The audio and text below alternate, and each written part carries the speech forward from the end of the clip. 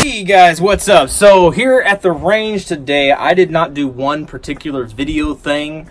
I went over a whole bunch of stuff, and I'm just kind of making sure things work and playing around with the gadgets and stuff that I've accumulated and that I'm trying to use, that I don't have enough like extra information to give you all some kind of crazy awesome review. It was just a fun day at the range. And one big thing I did work on was the Tier 1 Concealment 3-7 drill, I think is what they call it. I mentioned that because I've got the Tier 1 holster. I like it. I have not been running it as often, honestly. I revert back to laziness, and I end up using the shield on my ankle rig. My ankle rig finally broke. That could have been a video. Probably we'll talk about that at some point. But it did break, the Galco ankle glove after, 5-6 years? Yeah, it finally broke. But we went over the drill with this guy, which again, it's all a whole bunch of different stuff. So this is an overview of what basically I did today, and maybe some review, kind of not necessarily review, but stuff that I'll be talking about later on. This pistol has been rocking awesome. The Holliston, a fantastic red dot. All right, a buddy of mine got one. He loves it as well. They are awesome, awesome. If you're thinking about getting a red dot, okay, on your pistol, I would highly recommend this guy over a Trijicon RMR. Yes, I do have a Trijicon RMR, and I like this guy better.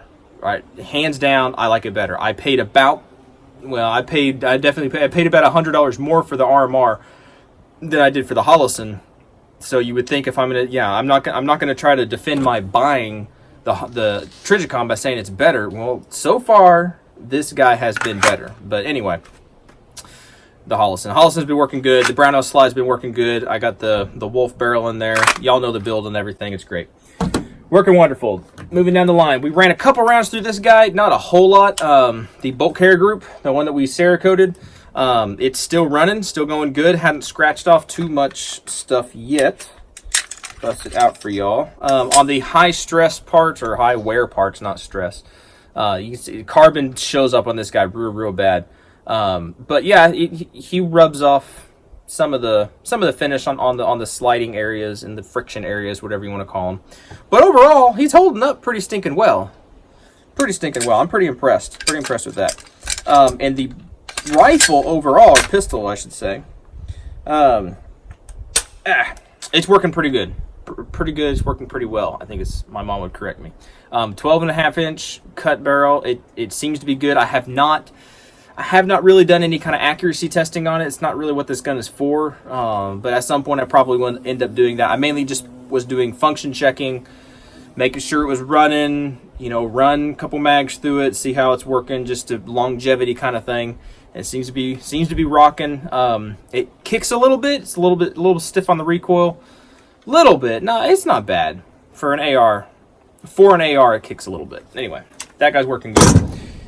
Moving down the line, I did a lot of this. I kind of did a video on this. I don't know if I'll even post it. This is the Inspired Mark 18 Mod 1 clone. Inspired clone. Whereas the bottom, it's an SBR lower.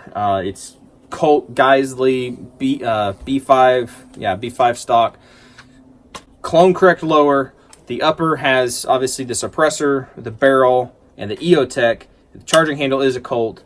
Other than that, it's like airsoft parts and just random stuff on here. I got this sling from eBay. I got this attachment thingy, whatever, majigger from eBay. And they're working. They're working fine. So far, they're working okay. The light, dude, I cannot kill this light. It will flicker out sometimes down here on the connection point. But you just kind of got to mess with it, whatever. I cannot kill this stinking light. It's not the brightest light out there. Not at all, okay? But for like a $35 cheap Chinese knockoff clone, this bee is driving me nuts. Anyway, for a cheap clone, it's going to be hard to beat that. That's pretty good. But anyway, one big thing I do love about this gun, and I might be doing just a longevity review of it later and go into more detail, but it shoots like a dream, folks. It's undergassed without the suppressor, right? So it won't really cycle very well, which I don't know exactly. I'm guessing just the gas port's a little off or something like that. I'm not pinching it. I'm not pinching the gas port with the gas block or anything. I know all that. I know how to troubleshoot this stuff, folks. but it is under gas. So if I go to shoot it without the suppressor, it won't cycle very well. When I put the suppressor on it, the beauty of it is with it suppressed and an H3 buffer, that's part of it too probably. And with the H3 buffer, this thing shoots smooth, dudes. It's very, very smooth, very, very controllable. I really like this gun. So longevity review will be coming up later because this hadn't been that long since I built it, but it is running. And if I had to grab one gun out of all the ones that I own right now, it would probably be this gun. If I had to take it and go do something, if it was accuracy stuff, it'd be my Mark 12. If it was anything within 100 yards, it would be this guy, 100% for sure. 100% for sure. Anyway, moving down the line. Let's see what we got moving down the line. I did a little bit of work with this guy with the M4A1. Stop My Block 2, such a big long name. For as much time and effort and money as I put into this guy, it's a shame that I continually revert back to the Mark 18 because it just shoots so stinking well. This guy shoots equally very well. The optics setup on here is not the best. One of y'all did point me in the direction of an Elcan Spectre clone, and I did not jump on that yet. The deal went away, then I saw it was back in stock. It's like $160 for a really good looking clone, and the guy that pointed me to him, he said he even has one and he likes it. So at some point I might do that. My monetization stuff, it's kind of gotten real rocky and stuff lately, so if that picks back up, then I might jump on one of those. If not, then I'm spending more money on ammo, because that's a consumable thing. The optics and stuff like that, those aren't really consumable. You don't buy them and then they're done. You buy them and you get to keep them for a while, but I continually have to keep buying ammo. So that's where y'all's money and stuff, when you do ads and Patreon, y'all too, your money really is going to buy ammo. So anyway, this guy's been working good. He shoots very well. Nothing really new about it. The lower, I don't know if I did a whole video on this or not. I don't think I did, but this is a newer lower. It's just it's an 80% lower that I did, and I anodized it and everything. I think I worked out the kinks of my anodization. That might be a video later, to where I've broken it down to exactly what I do, and it's repeatable, because I had some problems before with it being repeatable. So that might be a video later. That guy's working good. No biggie. The Scorpion. This little guy, barely ever bring him out here, which is kind of stupid because it's the gun that sits by my bed. So if anything ever happened, this would be the gun that I actually would grab, not this guy, because I don't use it for a home defense gun. I use this guy. Got it a little bit fine-tuned, a little bit, got more comfortable with it. There's always things that I want to do. There's always guns that I want to use. Be like, this would be my bedside gun, but you can't change those up all the time. You got to stick with something and get comfortable with it. So today I did spend a good amount of time getting more comfortable with it. It is not suppressed right now. Speaking of which, that suppressor, I already put it in the truck. I took apart the 100-pound arm suppressor, cleaned off the baffles. It had never really been stripped cleaned. I cleaned it off and ran it a couple times on the pistol, just for kicks and giggles and stuff, and it's still a lot of back pressure, and it's still stripping the bullets, so you're getting a bunch of pieces of, it's over there, just pieces of bullet and stuff, particulate crap falling out of the suppressor. So yeah, it works, and I might do a couple videos on that, or at least a video on that. Again, even though I already did one, I might do another one, just longevity kind of thing, keep y'all up to date. So that's kind of what we did, y'all. I didn't make a full video of this either, but the Holliston, this guy, the HS403C, this is the first Holliston that I ever got. It's an awesome Holliston. Works great. One of the features of it is that it never turns off. It's not supposed to ever turn off. It's supposed to always be on. It does not have a shake awake, okay, but it's supposed to always be on, and it uses ambient light, the solar power kind of thing.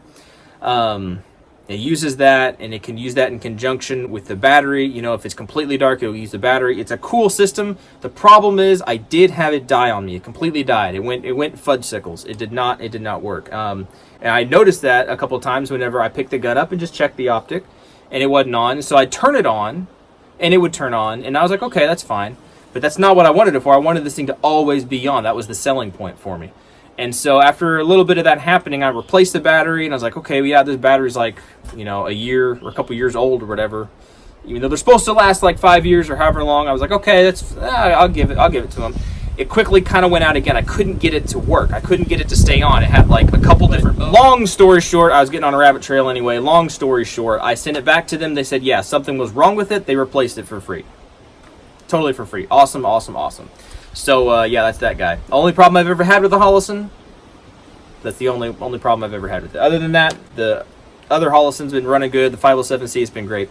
So that's it for today, guys. I brought the Mark 12 up top as well, and I tried to do some video work with it, but the scope camera, it really wasn't working good. I don't think it really turned out, but it's pretty cool, dude. Whenever you dial that thing in and you have the right ammo and you dial it in and it hits what you're shooting at, it's like it takes the sport out of it almost. It's just too fun. So that's it. Mainly working on just some fundamental stuff, did some drills, did some stuff, had some fun, ran my gear. There you go. If you have any comments, questions about any of the stuff you saw here, or things like the Beretta, I still haven't put the sights on it like I needed to. I tried to put the safety. There's some weird stuff with that manual safety that is not working very well. Not the G model, but the just putting a new safety on an S slide, if that makes sense. 92 S slide. Not working very well. But I am going to put sights on it.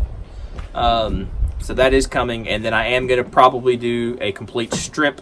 I might anodize the lower. Now that I keep thinking about it and I got my anodizing going on, I might anodize the lower another color, which could be kind of cool. So y'all say, I got a bunch of ideas and stuff. Shoot me a comment. Tell me what you want to see. You never know. Y'all's comments have been made into videos before, but let me know what y'all think. Y'all be good to be safe. Appreciate you watching all the stuff. Great, whatever. Enjoy your time. Enjoy the cooler weather before it gets blistering, blazing, Satan's armpit style hot, because it does that down here. It gets nasty. So enjoy your cooler weather. Last couple breaths of fresh air before the heat waves come in and stuff. So anyway, y'all take care. We'll catch y'all later.